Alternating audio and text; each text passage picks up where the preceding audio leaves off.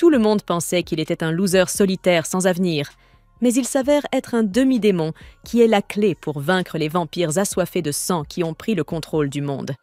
L'histoire commence avec Yu, un pauvre type pathétique que ses parents détestent depuis sa naissance. Sa mère croyait qu'il était un démon maudit et lui faisait vivre chaque instant dans la peur jusqu'à ce que ses parents tentent finalement de le tuer. Après cet incident, il a été placé dans un orphelinat où il était déterminé à vivre comme un solitaire. Mais avec l'aide d'un autre orphelin, Mesha, il a lentement appris la vraie valeur de la famille et a tissé de vrais liens avec ses amis de l'orphelinat. Malheureusement, son bonheur et sa paix n'ont pas duré longtemps. Un jour tragique, un virus mortel s'est soudainement répandu dans le monde entier et a éliminé toutes les personnes âgées de plus de 13 ans. Yu et sa bande ont tenté d'échapper ensemble à la folie, mais ils se sont vite retrouvés encerclés par des vampires rampants. Un jour, ils voient un vampire marcher sur la main d'un enfant comme si de rien n'était, ce qui exaspère tellement Yu qu'il essaie de jeter la main sur le vampire adulte. Mecha supplie le vampire de pardonner la bêtise de Yu, mais le vampire l'ignore et saisit Yu pour le jeter du haut d'une corniche. Il n'échappe à la mort que lorsqu'un noble vampire passe par là. Ensuite, le vampire laisse tomber Yu sans mot dire et s'en va. Soulagé, Mecha le salue en tant que Lord Farid et lui explique toute la situation. Lord Farid en rit et demande à Mecha s'il peut passer à son manoir plus tard dans la journée, car le FBI est trop mort pour l'arrêter maintenant. Après que Mecha ait accepté, le seigneur demande si Yu se joindra à eux. Mais avant que Yu ne puisse l'insulter, Mecha explique qu'il est trop timide pour venir. En rentrant, Yu déclare avec confiance qu'il aurait pu botter les fesses de ce vampire et se fâche contre Mecha pour s'être excusé plus tôt. Il demande ensuite comment Mecha et Lord Farid se connaissent. Mecha répond alors que le noble est en quelque sorte son super papa qui boit régulièrement son sang et lui donne des friandises en échange. Furieux de le voir se vendre ainsi à un vampire, Yu s'énerve et s'éloigne. Plus tard, dans la nuit, en retournant dans la petite cabane où vivent désormais les orphelins, il est surpris d'entendre qu'ils préparent du curry pour le dîner. Ils expliquent que Mecha a réussi à ramener tous les ingrédients, leur permettant de faire un vrai festin pour la première fois depuis qu'ils ont été emmenés dans cet endroit souterrain. Tout le monde à table dévore le délicieux repas, sauf Yu, qui fixe simplement la nourriture en silence. Une fois que tout le monde s'est endormi, Mecha finit par arriver au refuge. Yu le confronte et propose de donner son propre sang la prochaine fois, mais Mecha refuse et lui rappelle que son objectif principal doit rester la lutte contre les vampires. Yu avoue tristement qu'il ne pourra jamais réellement vaincre ces vampires bien plus puissants, mais Mecha le fait taire et lui dit que tous les autres enfants comptent sur son espoir pour continuer à avancer. Ils s'assoient ensemble pour manger le curry, puis Mecha tend à Yu un revolver à utiliser contre les vampires et lui montre un plan de la ville souterraine qu'il a volé dans le manoir de Farid. Il révèle qu'il a toujours prévu d'utiliser sa relation avec le noble vampire pour trouver un moyen de s'échapper et exhorte Yu à fuir avec lui. Yu est trop stupéfait pour parler pendant un moment, mais il demande finalement quel est l'intérêt de s'échapper s'ils vont simplement mourir après avoir été infectés par le virus. Mecha admet qu'il n'a pas de réponse à cette question, mais pense qu'ils peuvent trouver un moyen de faire fonctionner les choses d'ici 1 an, avant qu'ils n'atteignent l'âge de 13 ans. Cela suffit à convaincre Yu, et il réveille tout le monde pour essayer de s'enfuir en pleine nuit. Le groupe se faufile tranquillement dans les entrailles de la ville pour atteindre l'endroit clairement indiqué comme la sortie sur la carte. Mais il s'agit en fait d'un piège tendu par Lord Farid. Il les accueille avec un sourire en coin, disant qu'il aime jouer avec les humains. Avant que quiconque ne puisse réagir, il se dirige vers l'une des filles à super vitesse et la mord, ce qui la tue instantanément.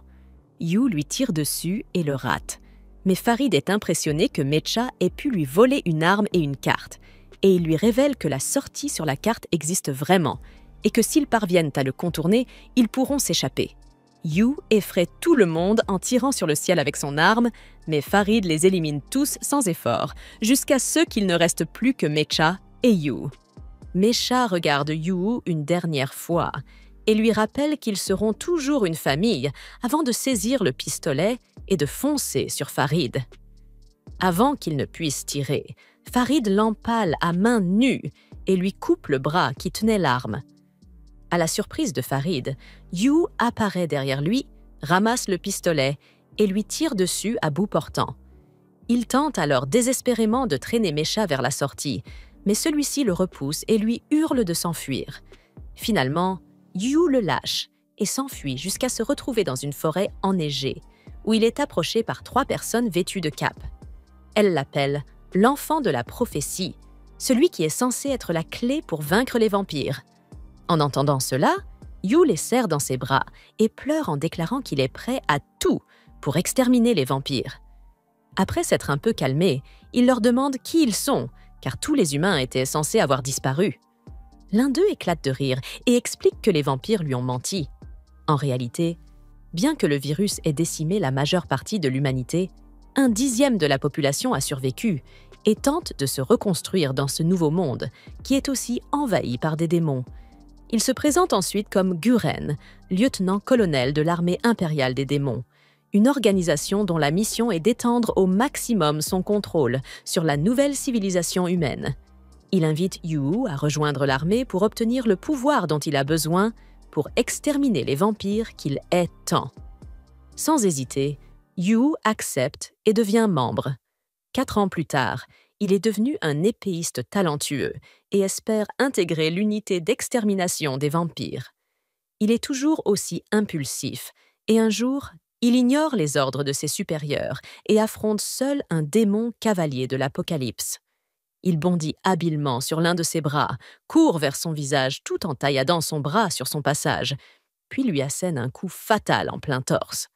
À sa grande déception, il est suspendu pour insubordination au lieu d'être félicité et est envoyé dans une école pleine de normaux. Furieux, il fait un scandale en suppliant le professeur de le suspendre devant toute la classe, mais il est interrompu par la fille assise derrière lui. Celle-ci lui montre silencieusement un mot, indiquant qu'elle est une officier de surveillance de l'armée, nommée Shino, et qu'elle le dénoncera s'il ne coopère pas. Il se tait immédiatement, mais elle enfonce encore plus le couteau dans la plaie en lui annonçant que sa suspension ne prendra fin que lorsqu'il se fera au moins un ami. Tu n'en crois pas tes oreilles. Alors elle insiste en racontant tous les potins que le lieutenant-colonel Guren lui a confiés sur son passé. Comme une thérapeute, elle devine qu'il est incapable de se rapprocher de qui que ce soit et de se faire des amis parce que ses parents sont morts sous ses yeux. Il essaie de se débarrasser d'elle, mais elle le suit partout où il va. Alors qu'ils se tiennent près des casiers, ils assistent à une scène où un groupe de brutes harcèle un intello pour lui prendre son déjeuner. Au début, il décide de les ignorer, mais lorsqu'ils dépassent les limites, il les confronte et leur ordonne d'arrêter. Le chef du groupe s'excite à l'idée d'affronter un nouvel adversaire, mais juste avant que les coups ne pleuvent, Shino l'avertit que sa suspension sera prolongée s'il blesse un civil. Il finit par recevoir un coup de poing en plein visage et, d'une manière ou d'une autre, se retrouve à aider l'intello à porter de la nourriture à ses harceleurs. L'intello, nommé Yoichi, explique que cette situation a commencé après qu'il a demandé à Yama, le gars qui a frappé Yu, d'intégrer son cercle d'amis. Il espérait qu'en rejoignant ce cercle, il pourrait demander à Yama de parler en sa faveur pour qu'il puisse entrer dans l'armée, malgré son échec à l'examen d'entrée. Yu se demande quelle valeur pourrait bien avoir la parole de Yama, ce à quoi Yoichi révèle que Yama est en réalité un candidat dont la place a déjà été réservée dans l'unité d'extermination des vampires, aussi connue sous le nom de Moon Demon Company. Le sang de Yu bout de jalousie et il commence à détester Yama encore plus. Yoichi précise qu'il est bien conscient de la situation et qu'il sait que les faibles comme lui ne rejoignent généralement pas l'armée, mais il veut venger sa sœur, qui s'est sacrifiée pour le protéger d'un vampire. En entendant cela, Yu lui dit que sa sœur n'aurait jamais voulu qu'il risque sa vie et qu'il devrait se contenter de rester un minable incel. Juste après, il abandonne Yoichi, mais soudain, une explosion retentit derrière eux, suivie d'une alerte signalant qu'un vampire s'est échappé dans l'école. Shimano ordonne aux 2 garçons d'évacuer pour qu'elles puissent appeler la Moon Demon Company, mais Yu, têtu, affirme qu'il vaincra le vampire lui-même et s'élance. Il traverse la foule d'élèves paniqués et s'engouffre dans les couloirs vides lorsqu'il entend un cri provenant d'une salle de classe. Là, il découvre un vampire en train de boire le sang d'une élève, tandis que Yama, terrifié, se cache dans un coin en se faisant dessus. Yu charge avec son épée, mais la créature esquive et se jette sur lui. Il évite de justesse son attaque, mais elle enchaîne immédiatement avec un coup de pied qui l'envoie valser contre le mur avant d'essayer de le frapper à nouveau. Il parvient à se dégager et assène plusieurs coups d'épée jusqu'à ce qu'ils parviennent enfin à lui trancher un bras. Elle le ramasse aussitôt et l'observe silencieusement pendant un moment. Yu entend l'élève blessé pousser un souffle tremblant, alors il hurle frénétiquement à Yama d'emmener la fille et de fuir. Mais ce lâche pathétique éclate en sanglots et avoue qu'il a menti sur le fait d'être un soldat, juste pour que tout le monde le craigne. Le vampire régénère alors son bras et attrape une barre métallique. Elle commence à frapper à l'aveugle, mais Yu esquive chacun de ses coups et la lacère plusieurs fois. Elle continue de guérir ses blessures superficielles et retourne boire davantage de sang sur l'élève, mais soudain, Yoichi surgit dans la classe et la plaque au sol. Avant qu'elle ne puisse l'attaquer, Yu bloque sa main, ce qui l'énerve, et elle les projette tous les deux par la fenêtre. Alors qu'il chute, il enfonce son épée dans son corps, mais elle rit et lui dit que ce n'est rien de plus qu'une égratignure pour elle et qu'elle se régalera de son sang avant que la Moon Demon Company n'arrive. À ce moment-là, une autre épée la transperce, mais cette fois, elle réalise avec horreur qu'il s'agit d'une arme maudite. Le lieutenant-colonel Guren lui dit froidement au revoir alors qu'elle se transforme instantanément en poussière. Une fois le vampire disparu, Guren se moque de Yu en lui disant qu'il pensait vraiment pouvoir tuer un vampire avec une arme ordinaire. Mais Yu insiste sur le fait qu'il était très près de la tuer et qu'il devrait déjà être membre de la Moon Demon Company. Guren le rejette, car il n'aime pas les personnes qui ne savent pas travailler en équipe, et lui dit qu'il ne pourra pas être membre tant qu'il n'aura pas un ami. À ce moment-là, Yoichi court vers Yu, soulagé de le voir vivant, et le serre dans ses bras si violemment qu'il le fait tomber dans les pommes. Dans son esprit, il retourne à l'endroit où il a perdu sa famille de l'orphelinat, et tous ses amis lui sourient, alors que Mika dit qu'il est content que Yu ait enfin trouvé un ami. Il demande à Yu de bien prendre soin de lui et leur dit au revoir, car leur mission est terminée. Avant que Yu ne puisse comprendre, tous se tournent et partent sans se retourner, malgré les suppliques de Yu. La prochaine fois qu'il se réveille, il se retrouve allongé sur un lit d'hôpital, avec Yoichi et Shino assis à côté de lui. Shino lui annonce la bonne nouvelle. Yu et Yoichi sont officiellement membres de la Moon Demon Company. Elle ajoute qu'elle a hâte de travailler avec eux en tant que camarade et leur demande une poignée de main. Alors que Yoichi tend immédiatement la main, Yu hésite au début, mais joint finalement ses mains aux leurs, à contre-cœur. Le lendemain, la fille qui l'a sauvé du vampire lui remet timidement une lettre d'amour pour le remercier de lui avoir sauvé la vie, puis s'enfuit avant qu'il ait pu dire quoi que ce soit.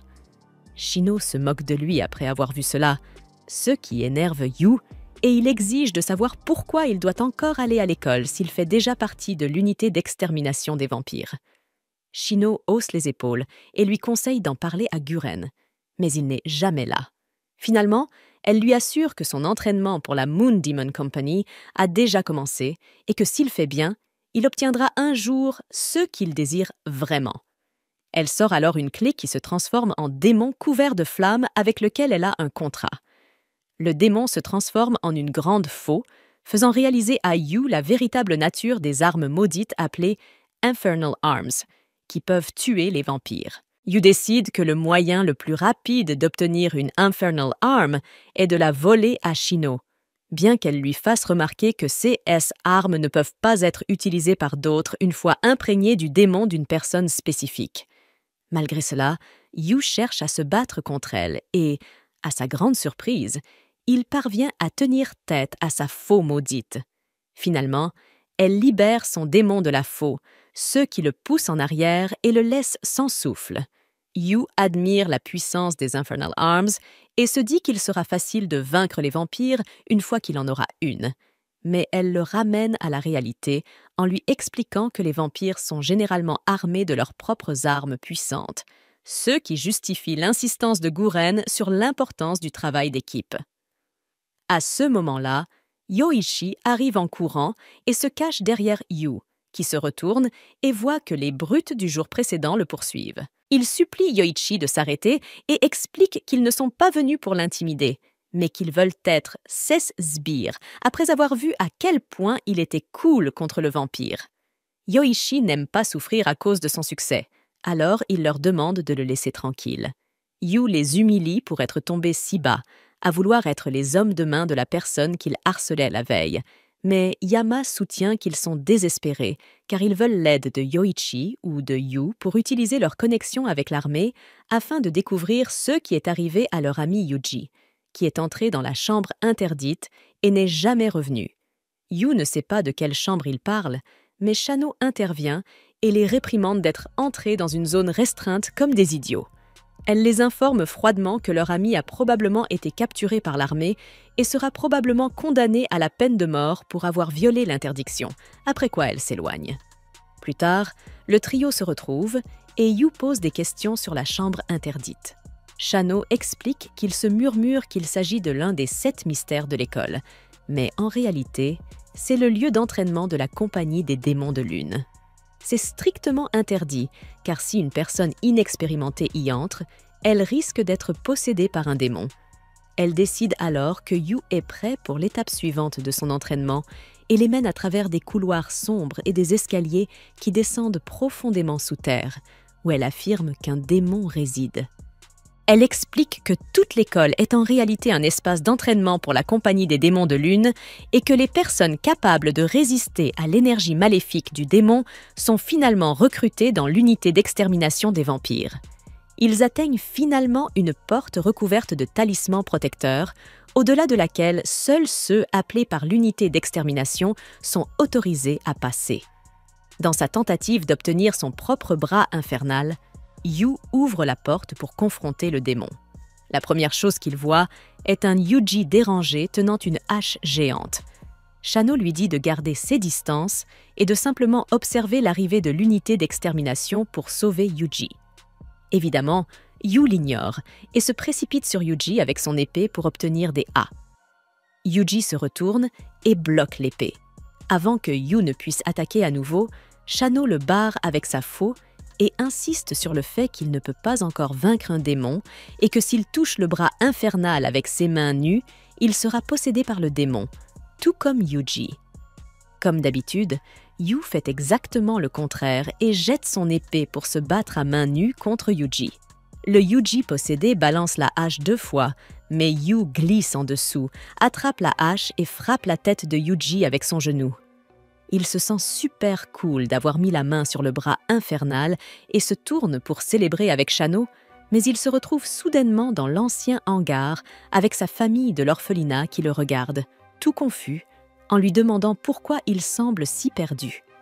Il lui demande de les rejoindre à la table car le dîner refroidit, et Yu se fait manipuler en pensant que c'est normal. Alors qu'il s'apprête à prendre sa première bouchée, Mika lui demande comment se passe sa révolution contre les vampires et quand il va créer un refuge pour eux comme il l'avait promis. Yu ne sait pas quoi répondre et leur demande s'ils étaient vivants tout ce temps. Ce à quoi ils répondent tranquillement qu'ils sont tous morts. Il lui rappelle le moment où le vampire les a tous tués et où tu les as abandonnés en fuyant. Tu nies désespérément cela, mais Mika insiste et se moque de lui parce qu'il n'a toujours pas vengé ses amis. Il te serre dans ses bras par derrière et murmure qu'il doit devenir plus fort s'il veut les venger et que Mika peut lui donner du pouvoir s'il l'accepte dans son cœur. Il sombre dans un état second et accepte, mais alors que l'obscurité l'envahit lentement, il reprend soudain ses esprits et attrape Mika. Il exige de savoir si cette puissance est réellement libérée, car Mika ne soutiendrait jamais son désir de vengeance. Le faux Mika continue de crier qu'il est réel, tandis que le monde autour de vous se désintègre lentement et que Mika se transforme en démon. L'instant d'après, Yu reprend conscience, à la grande surprise de Shino, qui explique qu'il a réussi à se libérer des hallucinations du démon simplement par sa force de volonté, sans avoir recours à un sort de contrat.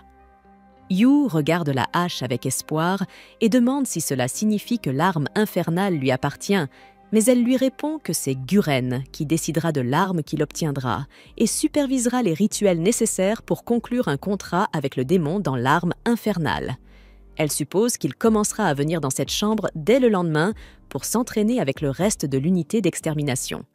En entendant cela, Yu est ravi de se rapprocher enfin un peu plus de son objectif. Le lendemain, Yu arrive en retard au lieu d'entraînement, car un élève l'a frappé à l'école après qu'il l'a accidentellement bousculé. Une fois arrivé, Shino l'escorte, lui et Yoichi, jusqu'à une salle de classe où Guren donne un cours, bien qu'il soit simplement assis sur une chaise, les yeux fermés. En les voyant, il brise enfin son silence et les présente à toute la classe comme un imbécile et un froussard. Yu démontre fièrement son côté imbécile en proclamant bruyamment qu'il n'est pas là pour se faire des amis, que tout ce qu'on leur enseigne ici est inutile et qu'il sera celui qui obtiendra la meilleure arme. Guren lui donne un coup de tête pour le faire taire et lui ordonne de s'asseoir. Il trouve un siège vide, mais se rend compte que quelqu'un a posé ses jambes sur la chaise et lui demande donc de ranger ses pieds puants. Après avoir été ignoré plusieurs fois, la personne soulève le livre qui repose sur sa tête. Yu reconnaît immédiatement le type qui l'a frappé. Ils se battent immédiatement, ce qui amène Guren à remettre en question les capacités de recrutement de Shino, car elle a été assignée à la fois à Yu et à l'autre gars nommé Kimi. Shino admet calmement que Kimi a intentionnellement provoqué Yu plus tôt dans la journée pour évaluer ses capacités et qu'elle s'est contentée de rester en retrait et d'apprécier la situation. Une fois que Guren en a eu assez de toutes ces conneries, il leur donne un coup de pied circulaire à tous les deux et reprend le cours. Plus tard dans la journée, tous les élèves se rassemblent dans une arène où une responsable de la Compagnie des démons de la Lune leur explique qu'elle va évaluer les capacités de chacun pour déterminer s'ils sont qualifiés pour le test d'aptitude au bras infernal qui aura lieu la semaine prochaine. Le but de son évaluation est de mesurer leur capacité à travailler en équipe et elle leur demande de se mettre par deux. Yu se tourne vers Yu, mais Shino l'a déjà choisi, laissant Yu regarder autour de lui jusqu'à ce qu'il se rende compte que la seule personne qui n'est pas encore jumelée est Kimi.